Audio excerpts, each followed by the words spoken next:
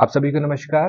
तो चलिए आज हम लोग कंप्लीट करेंगे फिलॉसफी का हम लोग का लास्ट पार्ट। ये है पार्ट नंबर 5। इससे पहले 4 पार्ट और आए हुए हैं, अगर आपने उसे नहीं देखा तो प्लेलिस्ट बना होगा, आप वहां से उसे जाके देख सकते हैं। फिलॉसफी आपका 4 से 5 नंबर का वेटेज रखता है सीजीपीएससी प्री पे। और वेपम के लिए क्या इसको आपको पढ़ना चाहिए, तो मैं बोलूंगा आप पढ़ लीजिए। कम से कम एमसीक्यूज तो लगा ही लीजिएगा, क्योंकि मंडी निरीक्षक में आपको 2 क्वेश्चन जो था वो फिलॉसफी का देखने को मिला था।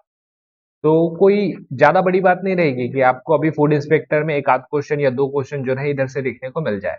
तो फिलॉसफी अगर आपको पढ़ना होगा, मैं ऊपर आई बटन पे आपको प्ले लिस्ट का लिंक दे दे रहा हूँ, और साथ में आप प्ले लिस्ट से भी जाके फिलॉसफी को देख सकते हैं। काफी अच्छे और बेहतर तरीके से बताया हुआ है। आज हम लोग कंप्लीट करेंगे हम लोग का लास्ट पार्ट, जिसमें हम लोग पूर्व और उत्तर मीमांसा करेंगे, और थोड़ा सा हम लोग वेस्टर्न फिलोसफी को भी देखेंगे, क्योंकि आप भरोसा नहीं कर सकते सीजीपीएससी का। चलिए आज का सेशन शुरू करते हैं। वीडियो पसंद आएगा तो लाइक जरूर करिएगा, और चैनल पे नए हैं तो इसे सब्सक्राइब कर लीजिएगा।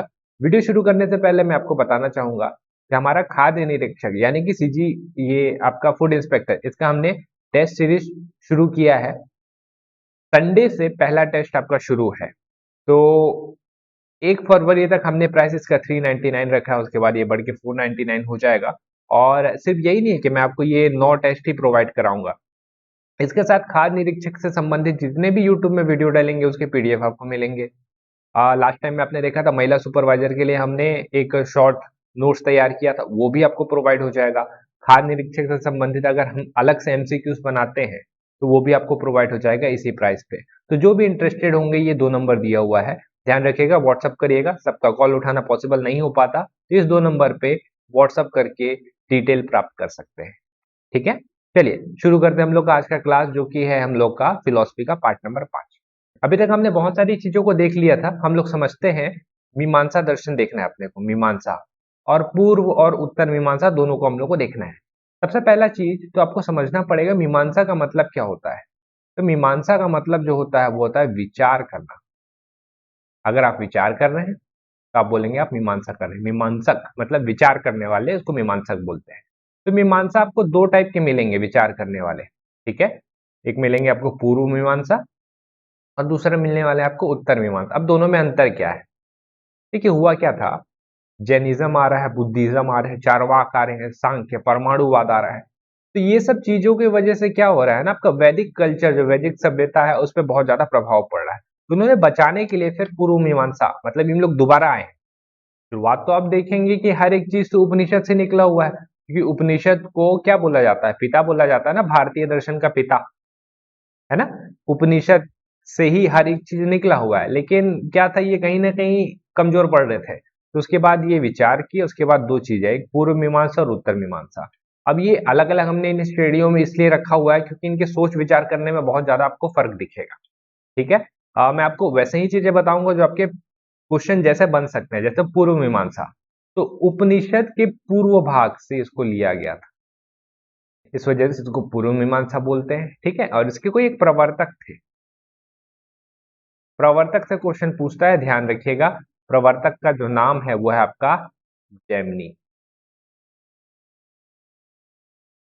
इंपॉर्टेंट है। इन्होंने जो किताब लिखी जिसका नाम था जैमिनी सूत्र, जैमिनी सूत्र। तो दोनों चीजों को आपको ध्यान रखना है। और उत्तर मीमांसा, उत्तर मीमांसा वही उत्तर भाग से इसको बनाया गया था, वेदों के उत्तर भाग से इसको बनाया गया था। और इसके ऊपर जो जो इसके प्रवर्तक हुए वो हुए थे पाद नारायण, पाद नारायण। तो ये दोनों का नाम आपको ध्यान रखना है। पूर्व मीमांसा के प्रवर्तक कौन? जैमिनी, जैमिनी सूत्र। पाद नारायण, इनके बारे में हमने देखेंगे, ये डिटेल में देखेंगे। पाद नारायण इंपॉर्टेंट है आपका। ठीक है, तो पूर्व मीमांसा बस इतना ही है, जैमिनी, जैमिनी सूत्र। ठीक है, तो अब आते हैं शुरू में, देखते हैं हम लोग पूर्व मीमांसा के बारे में। चलिए, मीमांसक का मतलब तो आपने समझ लिया। तो पूर्व मीमांसा वाले देखिए क्या मानते थे। पूर्व मीमांसा वाले मानते थे कि स्वर्ग ही जीवन का परम लक्ष्य है। ठीक है, ये मानते थे कि स्वर्ग की प्राप्ति कैसे हो सकती है, तो बोलते हैं स्वर्ग की प्राप्ति जो है कर्म के द्वारा ही संभव है। और कर्म कैसा होना चाहिए, हमको पता कैसे चलेगा कि अपना कर्म क्या है? तो बोलते थे देखिए, कर्म जो रहेगा ना वो धर्म के अनुकूल होना चाहिए, जो धर्म बोलता है वही कर्म होता है। अब लोगों ने पूछा कि ये बताइए फिर धर्म मतलब हमारा धर्म क्या है, हमको पता कैसे चलेगा कि हमारा धर्म क्या है? तो मीमांसक बोलते हैं जो वेद में लिखित कर्म है वही धर्म है। अब लगेगा थोड़ा सा समझ नहीं आ रहा है। अब इसको इजी लैंग्वेज में ऐसे कर सकते हैं, देखिए वेद में कुछ कर्म कांड दिए हुए हैं, है ना? कर्म कांड का मतलब बलि हो गया, यज्ञ हो गया और बहुत सारी चीजें। तो वैदिक कर्म कांड को ही जो मीमांसक थे उन लोग मानते थे कि ये आपका कर्म है और यही आपका धर्म है। ठीक है, इस देखिए वैदिक कर्म कांड को ही धर्म मानते थे, मतलब आप ये वाला धर्म वैदिक कर्म कांड करो, इसी से ही आपको स्वर्ग की प्राप्ति हो सकती है। ठीक है, अब ये इतना ज्यादा कर्म के ऊपर जोर देते थे मीमांसक जो थे आपके पूर्व मीमांसा वाले, इतना ज्यादा कर्म के ऊपर जोर देते थे कि ईश्वर का स्थान भी आपको लगेगा कि छोटा हो गया। मतलब क्या है, देखिए पहले के टाइम में आप ऋग्वेदिक के टाइम पे आइए, उस टाइम में यज्ञ किया जाता था। यज्ञ करने का एक रीजन होता था कि एक क्या है, एक हिस्सा ईश्वर को भी अर्पित करना है या ईश्वर को प्रसन्न करने के लिए यज्ञ किया जा रहा है। एक आपको पर्पस दिखेगा, चलो इस पर्पस के लिए आप ये कर रहे हैं। लेकिन यहाँ पे मीमांसक इसको और एक नेक्स्ट लेवल पे लेके गए। ये बोले कि कर्म कांड करो, क्यों? क्योंकि कर्म कांड करना तुम्हारा कर्म है। उनको कोई फर्क नहीं पड़ता कि ये जो हम लोग यज्ञ कर रहे हैं या जो बलि दे रहे हैं, इसका जो एक हिस्सा है वो ईश्वर को चढ़ रहा है या इससे ईश्वर प्रसन्न हो रहे हैं या नहीं हो रहे हैं। ठीक है, उनको सिर्फ इतना पता था कि हम लोग को वैदिक कर्म कांड करना है, बलि देना है, अपने को यज्ञ करना है, अपने को तीन तेरह और जो चीजें होती है वो करना है। क्यों करना है? क्योंकि यही हम लोग का कर्म है। समझ रहे हैं? तो इस वजह से कर्म पे इतना ज्यादा जोर देते थे उनको, मतलब कर्म पे इतना ज्यादा जोर दे दिए, यज्ञ पे उतना ज्यादा जोर दे दिए कि यज्ञ जिनके लिए किया जा रहा है उनके उनको ही भुला दिया गया। तो ये थे आपके पूर्व मीमांसा वाले। ठीक है, और यज्ञ का बात क्यों करते थे, ये देखिए देखिए ये वाला पॉइंट को समझिएगा। यज्ञ इसलिए नहीं करना चाहिए कि इससे हमका हमारा उपकार होगा, ये अलग लेवल पे लेके गए थे इसको। ठीक है, यज्ञ हम लोग इसलिए नहीं करें कि इससे हमारा उपकार होगा। यज्ञ आप इस वजह से करिए क्योंकि यज्ञ करना हमारा कर्तव्य है। ठीक है, ये एकदम निष्काम कर्म, मतलब यज्ञ करो बस, अब आगे पीछे नहीं देखना, यज्ञ करो क्योंकि यज्ञ करना ही तुम्हारा कर्म है। ठीक है, अब आपने देखा कि मीमांसा, ये जो पूर्व मीमांसा वाले हैं ये लोग स्वर्ग के ऊपर बहुत ज्यादा जोर दे रहे हैं कि अपने को स्वर्ग जाना है। और स्वर्ग कैसे जाना है? जब आप कर्म करेंगे। और कर्म क्या है? जो वेदों में लिखा हुआ है। और वेद में क्या लिखा हुआ है? वेद में लिखा हुआ है कि वैदिक कर्म कांड ही अपना कर्म है। तो अब अगला क्वेश्चन ये आता है, मीमांसकों से पूछा गया भाई ये बताइए, मैं कर्म तो इस दुनिया में कर रहा हूँ, मैं जब इस दुनिया में यज्ञ कर रहा हूँ या कर्म कांड कर रहा हूँ तो मैं उसके जरिए स्वर्ग कैसे पहुंच पाऊंगा? क्योंकि मेरा बॉडी तो यही नष्ट होके खत्म हो जाएगा, मैं स्वर्ग कैसे जाऊंगा? इसके बारे में समझाइए मुझे। तो ये लेके आते हैं फिर यहाँ पे अपूर्व का सिद्धांत। देखिए क्या होता है, क्वेश्चन है, इसको ऐसे समझ लीजिएगा। तो कैसे संभव है कि अभी किए गए कर्मों का फल स्वर्ग में मिले? यहाँ पे लेके आते हैं अपूर्व का सिद्धांत। ये क्या बोलते हैं कि देखिए आप इस लोक में जो कर्म करेंगे, कोई भी कर्म कर्मकांड से संबंधित, तो एक अदृश्य शक्ति उत्पन्न होगा जो आपके शरीर के चारों ओर होगा, और आप बोल सकते हैं उसको ही ये बोलते हैं अपूर्व। जब आपकी मृत्यु हो जाएगी, आपका शरीर तो नश्वर है, वो तो यहीं खत्म हो गया, तो आपके आत्मा के साथ वो जो अदृश्य शक्ति है वो जाएगी स्वर्ग के गेट में। और आपने फिर जैसा कर्म किया होगा उसके आधार पे, मतलब आपका ऑरा बहुत बड़ा होगा ना, है ना? और आपका जो ऑरा रहेगा वो बहुत बड़ा रहेगा। आपने अच्छा कर्म किया होगा, मतलब इनके हिसाब से आपने अगर कर्म बहुत अच्छा किया होगा, आपका ऑरा बड़ा होगा। आपका ऑरा बड़ा होगा तो उसी के आधार पे डिसाइड होगा कि आपका जो आत्मा है वो सुख भोगेगा या दुख। ये है अपूर्व का सिद्धांत, इसको ध्यान रखिएगा, ये बहुत ज्यादा इंपॉर्टेंट है। ठीक है, यहाँ पे आपका पूर्व मीमांसा समाप्त होता है। अगला बारी जो आता है वो है आपका उत्तर मीमांसा। और उत्तर मीमांसा में सबसे इंपॉर्टेंट जो है ना वो अद्वैत वेदांत, इसके बारे में समझेंगे हम। देखिए मैंने बताया था इसके जो प्रवर्तक थे वो कौन थे? बादनारायण। उन्होंने क्या किया ना, उपनिषदों को मतलब आधार माना। देखिए एक ही किताब को बहुत बार लिखा गया है, तो उपनिषद को आधार माना और उपनिषद से ही इन्होंने एक ब्रह्म सूत्र की रचना की। उपनिषद से बाद नारायण ने ब्रह्म सूत्र की रचना की, इस वजह से इनको प्रवर्तक बोला जाता है। और उपनिषद में बहुत सारी भ्रांतियां थी, उनको दूर करने का इन्होंने बहुत अच्छा प्रयास किया। आप पूर्व मीमांसा में देखेंगे भ्रांतियां ही दिख रही है ना आपको कि वैदिक कर्म कांड करो तो आप स्वर्ग पहुंचोगे। तो ये सारी चीजों को दूर करने का इन्होंने प्रयास किया, क्योंकि देखिए ब्रह्म सूत्र जो इन्होंने लिख दिया है ना, वो भी बहुत ज्यादा जटिल शब्दावली है, मतलब समझना बहुत मुश्किल है। तो बाद में बहुत बड़े बड़े दार्शनिक आए, उन्होंने अपना भाष्य लिखा, जैसे शंकराचार्य, इनके बारे में आपने जरूर पढ़ा होगा, इन्होंने लिखा अद्वैतवाद। फिर रामानुजनाचार्य, इन्होंने अपना भाष्य लिखा विशिष्ट द्वैतवाद। माधवाचार्य द्वैतवाद, निबिंगाचार्य द्वैताद्वैतवाद। ये सारे लोग जो है अपना अलग अलग भाष्य लिखते हैं और अपने हिसाब से जो है ना ये उपनिषद को समझाने का प्रयास करते हैं।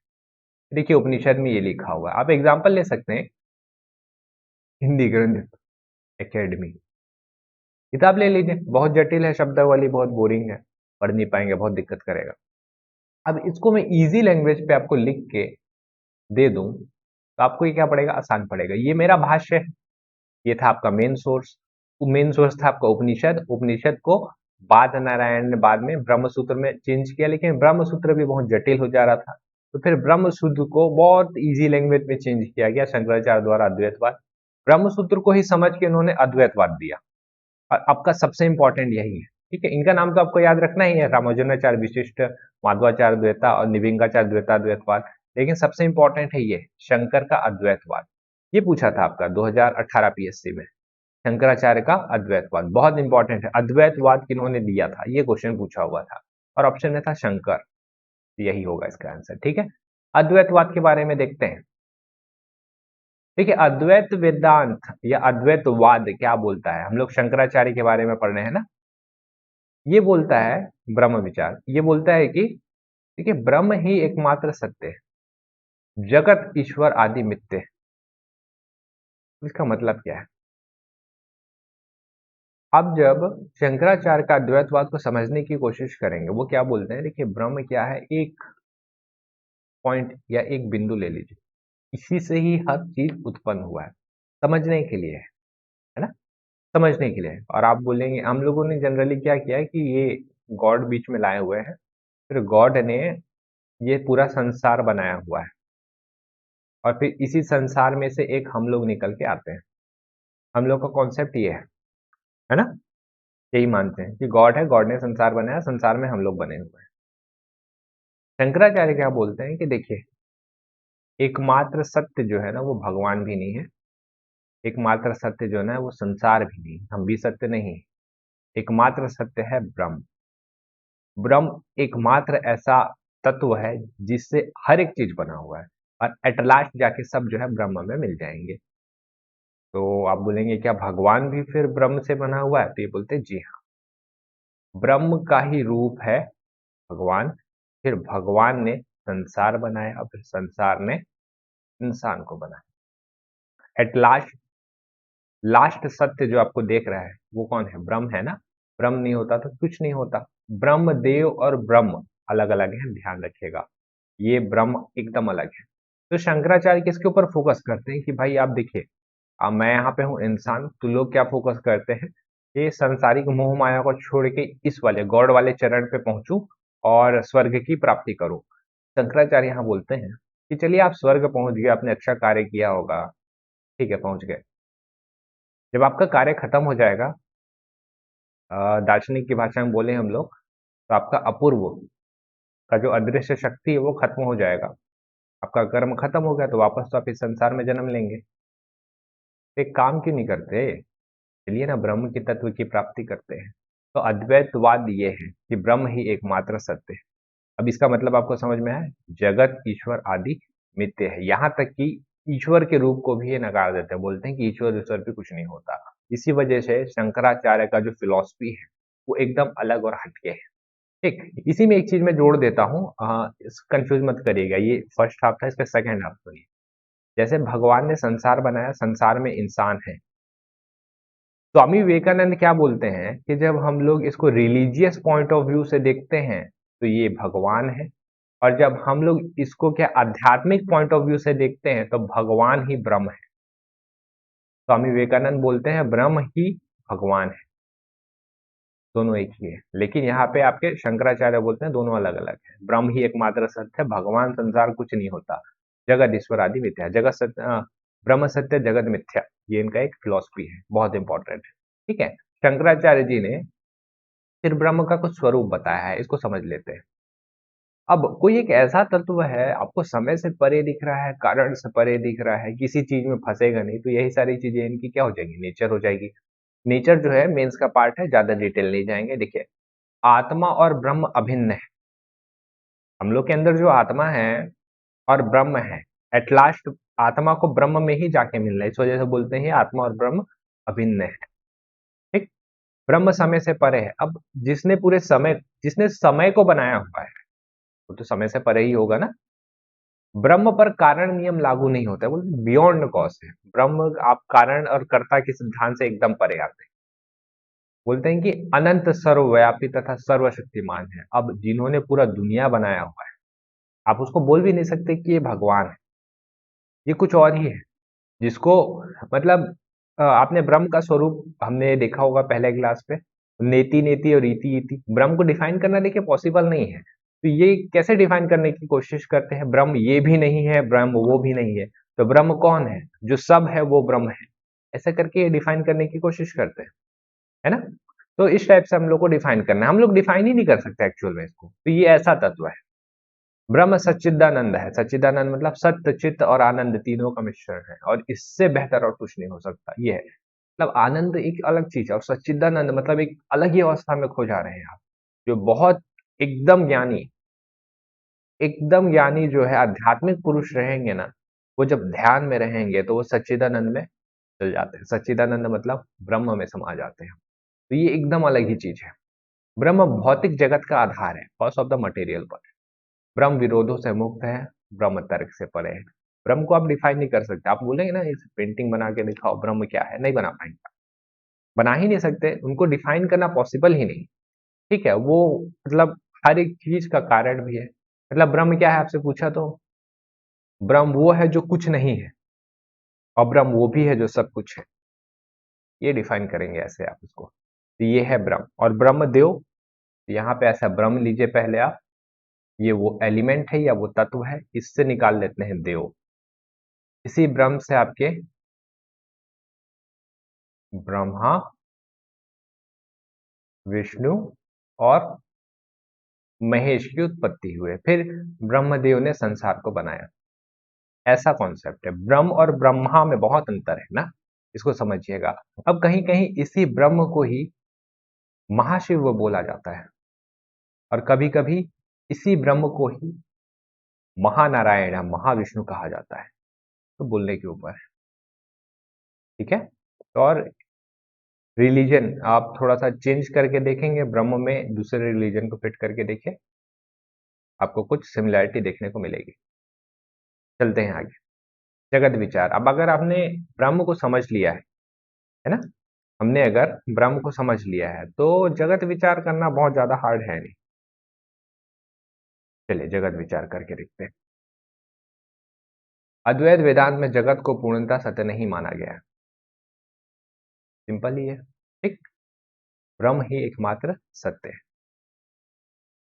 जगत जीव ईश्वर आदि मिथ्य है, ब्रह्म सत्य जगत मिथ्या। ठीक है, देखिए अब एक पॉइंट आता है कि ब्रह्म में ही हर कुछ निहित है, तो संसार कैसे बना है। तो ये बोलते हैं कि ब्रह्म की एक शक्ति है जिसको हम लोग बोलते हैं माया, वही है मायावी वाली इल्यूजन डिसेप्शन। तो इस माया ने ही पूरे दुनिया को बसाया हुआ है, बनाया हुआ है। जैसे ये मानते हैं कि माया ने ही पूरे दुनिया को बनाया है। अब मतलब ये हो जा रहा है कि देखिए रस्सी है,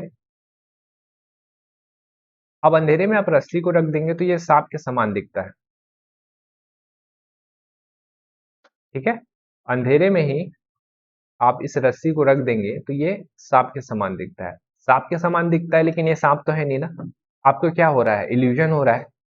तो ये वही बोलते हैं कि हम लोग को जो पूरा संसार दिख रहा है माया की वजह से दिख रहा है। अगर ये माया नहीं होती तो हम लोग को ब्रह्म दिखता, या ब्रह्म, हम लोग ब्रह्म को प्राप्त कर पाते, ये होता। लेकिन लेकिन एक मिनट,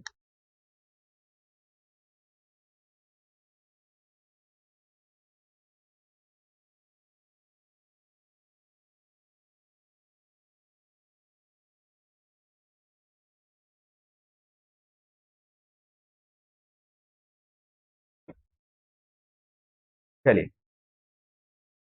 इसको इजी लैंग्वेज में समझने के लिए आप बस ये कर सकते हैं कि देखिए, अगर ब्रह्म नहीं अगर माया नहीं होता, यानी कि इल्यूजन नहीं होता, तो हम लोग डायरेक्ट ब्रह्म तत्व की प्राप्ति कर सकते हैं। तो ये माया वो ऐसा एलिमेंट है जो हम लोग को ब्रह्म को प्राप्त करने से रोकता है। और आप बोलेंगे कि फिर माया रहता क्या है, तो ये बोलते हैं कि माया जो है वो ब्रह्म में ही वास करता है, ऐसा नहीं है कि कोई अलग ही है। माया जो है ब्रह्म के अंदर ही वास करता है, लेकिन ब्रह्म जो है वो माया से प्रभावित नहीं होता। क्यों? क्योंकि ब्रह्म सर्वोपरि है ना, उससे ऊपर कुछ है ही नहीं।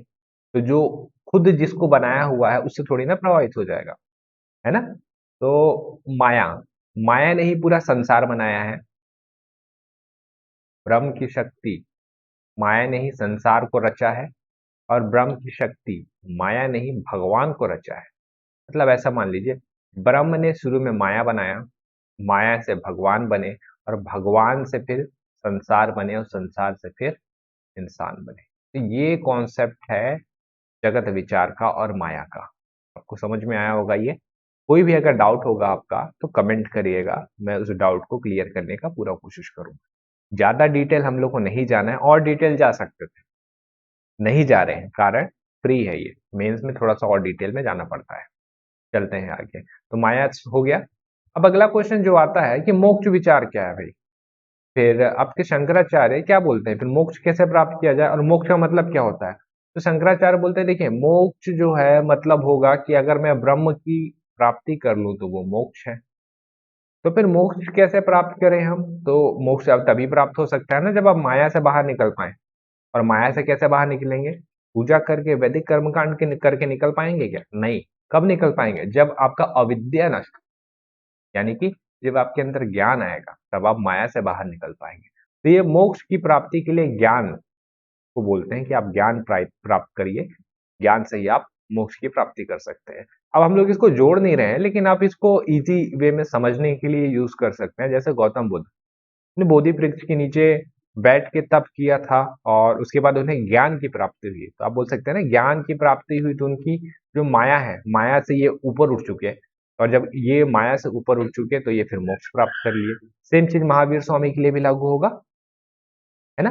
और ज्ञान की प्राप्ति कैसे संभव है, तो ये बोलते हैं देखिए, ज्ञान की प्राप्ति का इन्होंने पूरा प्रोसेस बताया है। तो मेंस में इसको रहने देते हैं। वेदांत दर्शन का अध्ययन करिए, वहीं से ज्ञान की प्राप्ति संभव है। ठीक है। और ये बोलते हैं देखिए, कर्म करना, कर्म करने से जरूरी नहीं है कि आपको मोक्ष मिल जाए। कर्म से हो सकता है थोड़ा आसानी हो, लेकिन आपको अगर मोक्ष की प्राप्ति करनी है तो ज्ञान तो चाहिए ही चाहिए आपको। तो ये बोलते हैं आपके शंकराचार्य। ठीक है। तो यहाँ पे हम लोग का उत्तर मीमांसा समाप्त होता है। उम्मीद करता हूँ आपको ये वाला समझ में आया होगा अच्छे से। इसके बाद हम लोग देखेंगे मॉडर्न इंडियन फिलोसफी। ये ज्यादा समय लगेगा नहीं, ज्यादा बड़ा है नहीं। चलते हैं। कुछ कुछ चीजें देखनी है अपने को। देखिए बहुत सारे लोग हैं, जैसे कौटिल्य है, गुरु नानक हैं, गुरु घासीदास है, वल्लभाचार्य, स्वामी विवेकानंद, श्री अरबिंदो, महात्मा गांधी, भीमराव अम्बेडकर और दीनदयाल उपाध्याय। तो हम लोग प्री के हिसाब से देखेंगे और ऊपर ऊपर से चीजें देखेंगे। जैसे कौटिल्य, तो इनका आपसे पूछ सकता है कि सप्तांग थ्योरी किससे संबंधित है, तो करेगा कौटिल्य से संबंधित है ये, है ना। कौटिल्य से संबंधित है आपका सप्तांग थ्योरी। सप्तांग थ्योरी क्या होता है, ये बोलते हैं राज्य के सभी तत्व जो रहते हैं ना, मानव शरीर के अंग के समान होते हैं। आपको याद नहीं करना है, इसको आपसे पूछेगा नहीं। ठीक। ये एक बार के लिए देख लीजिएगा। चलिए सप्तांग थ्योरी को एक बार के लिए देख लीजिए। जैसे राजा जो रहता है वह सर रहता है, मंत्री जो रहते हैं वो आंख रहते हैं, जनपद जांग अथवा पैर होता है, दुर्ग किला होता है ना, भुजाएं, कोश मुख, सेना मस्तिष्क, और मित्र कान। तो ये 7 लोग मिलकर सप्तांग थ्योरी बनाते हैं। कौटिल्य, कौटिल्य मतलब समझ रहे हैं, विष्णुगुप्त, चाणक्य, वही है। अगला ये आते हैं, इनका सिद्धांत है मंडल सिद्धांत।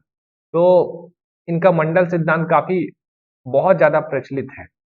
आप बस इतना याद रखिएगा प्री के पॉइंट ऑफ व्यू से कि मंडल सिद्धांत किससे संबंधित है, कौटिल्य। ठीक है, तो 12 मंडल का जिक्र इन्होंने किया हुआ है। ये ऐसे करके बताते हैं, देखिए ये है राजा बीच में, इस साइड पे लीजिए, राजा का फ्रंट है ना ये, तो राजा के जस्ट यहाँ वाला जो रहेगा वो अरी रहेगा, उसके बाद और आगे आइए तो अरी का यहाँ पे क्या रहेगा, अरी का भी अरी हुआ, तो ये यहाँ पे राजा था और यहाँ पे इस अरी का अरी था, तो ये राजा और ये वाला ये दोनों मित्र हुए।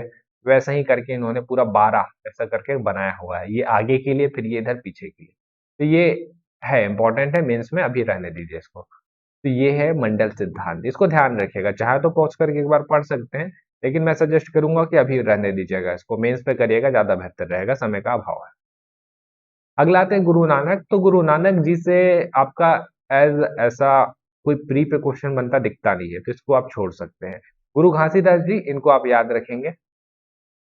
सतनाम पंथ के संस्थापक यही हैं। तो सतनामी अगर आप पूछता है कि सतनामी पंथ किससे संबंधित है, तो गुरु घासीदास करिएगा। ठीक है, जैत खाम के बारे में आपको तो पता ही होगा, छत्तीसगढ़ में पढ़ते ही हैं। अगला है वल्लभाचार्य। वल्लभाचार्य भी वही हैं, जैसे उत्तर मीमांसा में आपने देखा बाद नारायण ने भाष्य लिखा ना अपना ब्रह्मसूत्र। अब ब्रह्मसूत्र को अपने अपने तरीके से लोगों ने समझाया, जैसे आपके शंकराचार्य आए, उन्होंने लिख दिया अद्वैतवाद, फिर बाद में आए वल्लभाचार्य, इन्होंने लिखा पुष्टि मार्ग, शुद्धाद्वैतवाद। पुष्टि मार्ग क्या, शुद्धाद्वैतवाद। ये अपने तरीके से इनका अपना इंटरप्रिटेशन है उपनिषद का, ऐसे ही समझ लीजिए। देखिए उपनिषद था, तो उपनिषद से निकल के आ गया आपका ब्रह्मसूत्र। इस ब्रह्म सूत्र को अलग अलग तरीके से लोग इंटरप्रिटेट कर रहे हैं, आपको मुख्य सार जो रहेगा वो एक ही मिलेगा। जैसे शंकराचार्य क्या बोलते थे कि ब्रह्म सत्य है, जगत मिथ्य है। वल्लभाचार्य जी ने श्री कृष्ण को ही ब्रह्म मान लिया। देखिए इस पॉइंट को, भगवान श्री कृष्ण ही ब्रह्म है, तो एट लास्ट जाके हमको श्री कृष्ण में ही मिल जाना है। और ये इंटरप्रिटेशन इन्होंने कहाँ से लिया होगा, भगवत गीता से मोस्ट प्रोबेबली आप बोल सकते हैं। भगवत गीता में देखिएगा, अगर आपने पढ़ा होगा तो श्री कृष्ण अपना स्वरूप दिखाते हैं अर्जुन को, जब वो मतलब विचलित होते रहते हैं ना अर्जुन की, हे प्रभु मैं कैसे करूं, क्या करूं, समझ नहीं आ रहा है। एट लास्ट में श्री कृष्ण का विराट स्वरूप वहां पे देखने को मिलता है।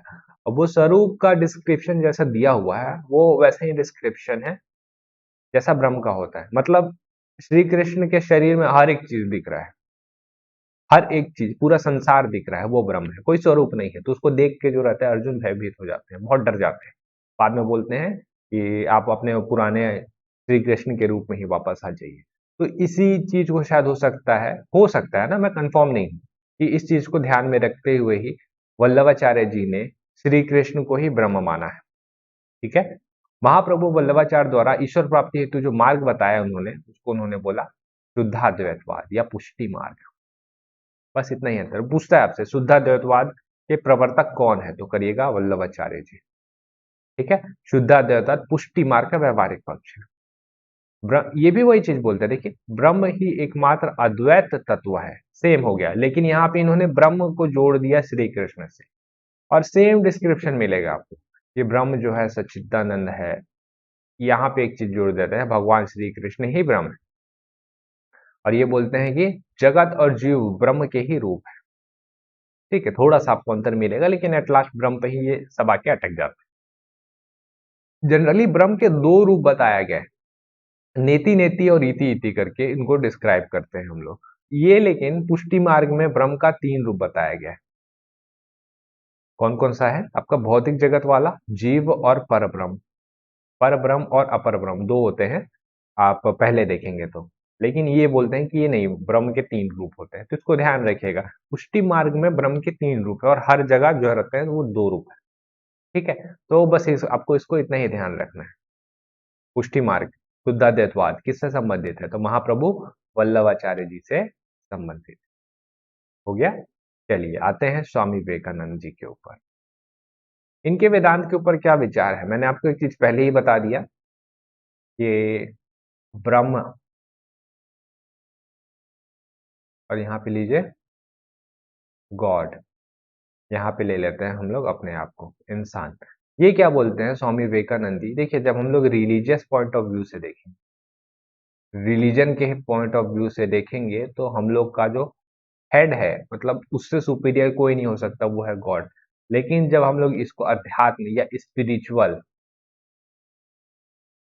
स्पिरिचुअल के पॉइंट ऑफ व्यू से देखेंगे तो वो ब्रह्म हो जाता है। तो मतलब ये बोलते हैं गॉड और ब्रह्म दोनों एक है, स्वामी विवेकानंद बोलते हैं ऐसा। और अद्वैतवाद में क्या बोला हुआ? गॉड जो है उनको ब्रह्म, ब्रह्म ने ही गॉड को बनाया और गॉड ने फिर संसार बनाया। तो गॉड का अस्तित्व नहीं मानते अद्वैतवाद में, लेकिन स्वामी विवेकानंद मानते हैं। सत्य सिर्फ एक ही है, वो भी ब्रह्म। देखिए सेम चीज बोला हमने, ब्रह्म और भगवान एक है। इस कॉन्सेप्ट से हम लोग समझ लिए। माया पर भरोसा करते हैं, सेम वही कि माया ने ही पूरा संसार बसाया है। हर एक चीज ईश्वर के द्वारा बनाई गई है। स्त्री और पुरुष जीव है, जीव का मतलब होता है स्पिरिट या आत्मा। हम लोग के अंदर जो है वो आत्मा है। तो ये स्वामी विवेकानंद जी के विचार है। ठीक है, ये आपका जो क्वेश्चन आपसे पूछ सकता है वो पूछ सकता है, ये प्रैक्टिकल वेदांता किससे संबंधित है, जिसको हम लोग बोलते हैं व्यवहारिक वेदांता। और दूसरा पूछ सकता है सार्वभौमिक धर्म की कल्पना करने वाले प्रथम व्यक्ति कौन थे, या यूनिवर्सल रिलीजन आप बोल दीजिए, तो थे स्वामी विवेकानंद जी। इसको कैसे करें? वेदांत दर्शन के विचारों को आधुनिक समय के अनुरूप लोगों के दैनिक जीवन में लागू करने के लिए आवश्यक गुण धर्मों के साथ सरल रूप में प्रस्तुत किया, जिसे व्यवहारिक वेदांत कहते हैं, प्रैक्टिकल वेदांता। बस आप इतना ही ध्यान रखिएगा कि प्रैक्टिकल वेदांता किससे संबंधित है, किससे संबंधित है? स्वामी विवेकानंद। और सार्वभौमिक धर्म मतलब यूनिवर्सल रिलीजन, ये नहीं बोलते थे कि पूरा दुनिया का मैं सारे रिलीजन को खत्म करके एक नया रिलीजन बनाऊं, नहीं, ये नहीं बोलते थे। क्या बोलते थे? देखिए, सार्वभौमिक धर्म विभिन्न धर्मों के कर्म कांड को हटाने के बाद सार के रूप में बचे धार्मिक सत्य पर आधारित है। उनके अनुसार वेदांत अकेला सार्वभौमिक धर्म हो सकता है क्योंकि वो न्यूनतम से लेकर उच्चतम तक सभी मनुष्यों को समाविष्ट करता है। सभी धर्मों के वैदिक कर्मकांड को हटा दीजिए। ये बोलते थे कि एक सार रखते हैं, सब धर्म का एक सार रखते हैं, ऐसा नहीं कि आप कन्वर्ट हो जाइए, ऐसा कुछ नहीं। ठीक है, तो पूछ सकते हैं आपसे सार्वभौमिक धर्म किससे संबंधित है, तो स्वामी विवेकानंद जी से संबंधित है। श्री अरबिंदो, इनके बारे में आते हैं, इनके बारे में देखते हैं। दो चीजें हैं जो हम लोग को समझनी है, एक है आपका पूर्ण योग जिसको इंटीग्रल योग बोलते हैं, और दूसरा है अति मानस, सुपर माइंड। इजी लैंग्वेज में बता देता हूँ, बस ये दो पॉइंट आप याद रखिएगा, क्योंकि ये आपका पूछेगा तो नहीं, लेकिन क्या कोई भरोसा भी नहीं आपका सीजीपीएससी का। पता चला आपके मॉडर्न फिलोसफी से एक आध क्वेश्चन इधर से उठा रहा है। देखिए होता क्या है, योग का मतलब मैंने आपको बताया हुआ है पहले। योग का मतलब वो नहीं था शरीर की एक्सरसाइज करनी है, शरीर स्वस्थ रहेगा, लचीलापन आएगा, ऐसा कुछ नहीं होता। योग को बनाने का मुख्य उद्देश्य क्या था? देखिए, हम लोग बात कर रहे हैं स्पिरिचुअलिटी की, पूरा का पूरा आपका अध्यात्म के ऊपर ही निर्भर है आपका भारतीय दर्शन।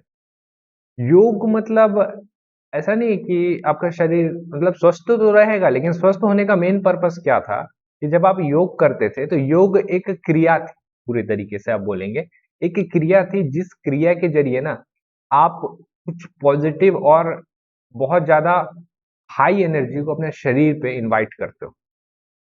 जैसे ये हम हैं, हम लोग का शरीर अभी उस लायक का है नहीं। अगर मान लीजिए पॉजिटिव एनर्जी, एनर्जी की ही बात कर रहा हूं मैं, बहुत सारी एनर्जी अगर आपके शरीर में आती है तो आपके शरीर को नुकसान पहुंचा सकता है, पहुंचाएगा, हो सकता है रीढ़ की हड्डी खसक जाए अगर आप कोई क्रिया कर रहे हैं तो योग को बनाया गया था, यही कारण था कि योग का इस्तेमाल करके देखिए हम लोग अपने शरीर को मजबूत करें, उस तरीके से मजबूत करें।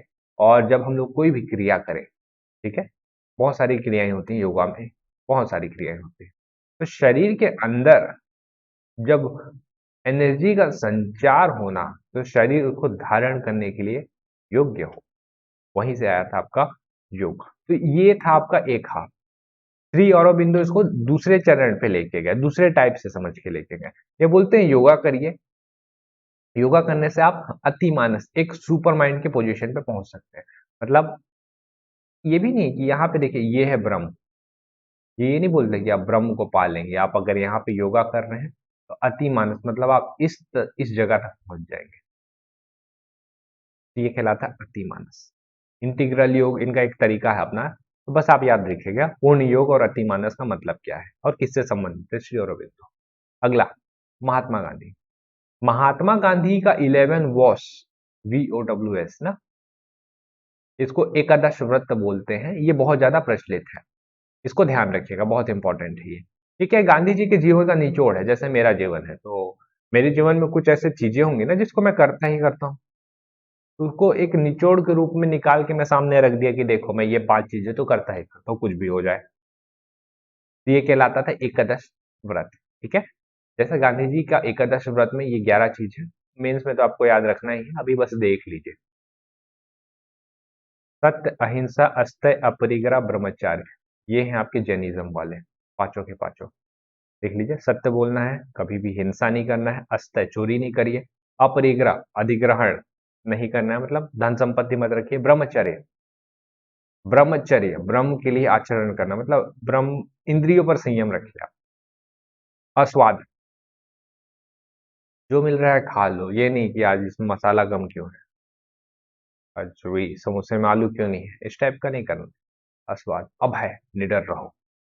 अस्पृश्यता निवारण, ये बाद में इन्होंने जोड़ा जब पूना से निकले होंगे, है ना, छुआछूत, इसको हटाना है। उसके बाद शारीरिक श्रम, ये बहुत सुंदर है, इसको चाहे तो आप अपने जीवन में अप्लाई करिए कि जब तक आपका शरीर है, जब तक आपका शरीर साथ दे रहा है, अगर आपको पानी जाके लेना है और आपका हाथ पांव सलामत है, जाके खुद से पानी लीजिए, बोलिए मत किसी को। ये कहलाता है शारीरिक श्रम। दूसरा है, मतलब 10वां है आपका सर्वधर्म समभाव, सभी धर्मों को क्या करिए, रिस्पेक्ट करिए। लास्ट है आपका स्वदेशी, स्वदेशी अपनाइए, ये तो अभी भी आपको करना चाहिए और मुझे भी करना चाहिए, तो इसका पालन करिए। बाकी सारी चीजें नहीं भी हो सकती, शारीरिक श्रम और स्वदेशी हम लोग अपना सकते हैं, तो इसका इस्तेमाल करते हैं। ठीक है, तो ये था गांधी जी के पूरे जीवन का निचोड़, 11 बॉस ऑफ गांधी जी बोलते हैं इसको। तो फिर है आपका B.R. अम्बेडकर, इनसे एक क्वेश्चन पूछा हुआ था, उस क्वेश्चन को आपको ध्यान रखना। नियो बुद्धिज्म, नव भीमयान शाखा बोलते हैं इसको। आपको पता होगा कि स्वामी, ये आपके B.R. अम्बेडकर साहब जो हैं, लास्ट टाइम में इन्होंने बुद्धिज्म को अपना लिया था, इसी वजह से भीमयान बोलते हैं। भीम मतलब समझ रहे हैं ना, ये अम्बेडकर साहब, वहां से भीम आया और यान आया, तो हीन यान और महायान 2 शाखाएं होती है बुद्धिज्म की, ये तीसरी शाखा तैयार हो गई, भीम यान। ठीक है, और इसी को नव बुद्धिज्म या नियो बुद्धिज्म के नाम से भी जाना जाता है। तो B.R. अम्बेडकर साहब याद रखेगा नियो बुद्धिज्म किससे संबंधित है। और लास्ट जो है वो है पंडित दीनदयाल उपाध्याय, इनका है एकात्म मानव दर्शन, जिसको इंग्लिश में बोलते हैं हम लोग इंटीग्रल ह्यूमनिज्म। ये बोलते हैं सेंटर में ह्यूमन रहेगा, फिर इधर कुछ और रहेगा, फिर इधर कुछ और रहेगा, कि इधर कुछ और रहेगा, है बहुत सारे लेयर्स। तो ये सारी चीजें, ठीक है, तो ये आपको क्लियर हो गया होगा। तो ये था हमारा पूरा फिलॉसफी, फिलॉसफी का पार्ट नंबर 5। आशा करता हूँ वीडियो पसंद आया होगा। चैनल पे नए हैं, सब्सक्राइब जरूर कर लिएगा, बेल आइकन को भी दबाइए, और मिलेंगे हम लोग अगले फिर MCQ के एक नए सेट के साथ। ठीक है, पढ़ते रहिए, कोई भी डाउट होगा कमेंट करके जरूर बताइएगा हमें। चलिए, आप सभी का बहुत बहुत धन्यवाद।